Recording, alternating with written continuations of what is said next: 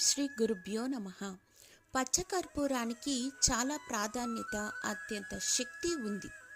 అది ఎలాగంటారా? ఇప్పుడు చూద్దాం. పచ్చకర్పూరాన్ని కుంకుమలో కలిపి నుదుటిన పెట్టుకుంటే సాక్షాత్ వెంకటేశ్వర స్వామి అనుగ్రహం ఎప్పటికీ ఉంటుంది. పచ్చకర్పూరం, కుంకుమ పువ్వు కలిపి డబ్బు పెట్టెలో పెడితే ఎక్కువ ధనలాభం కలుగుతుంది.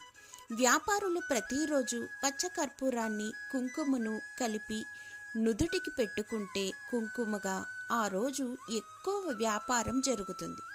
పచ్చకర్పూరాన్ని తీపి పదార్థాలకు కలిపి దేవునికి నైవేద్యంగా పెట్టి దానం ఇస్తే ఇంట శుభకార్యాలు త్వరగా జరుగుతాయి. పచ్చకర్పూరంతో హోమం చేస్తే వశీకరణ శక్తులు వస్తాయి. పచ్చకర్పూరాన్ని దేవాలయానికి దానం చేస్తే గౌరవం దక్కుతుంది. పిల్లలు లేని వారు పాలకు పచ్చకర్పూరాన్ని జోడించి శ్రీ సుబ్రహ్మణ్య స్వామికి అభిషేకం చేసి ఆ పాలను తిరిగి త్రాగుతూ ఉంటే అన్ని రకాల గర్భదోషాలు తొలగి సంతాన ప్రాప్తి కలుగుతుంది. పచ్చకర్పూరాన్ని బ్రాహ్మణులకు దానం చేస్తే అన్ని పనులు త్వరగా నెరవేరి గౌరవం పెరుగుతుంది.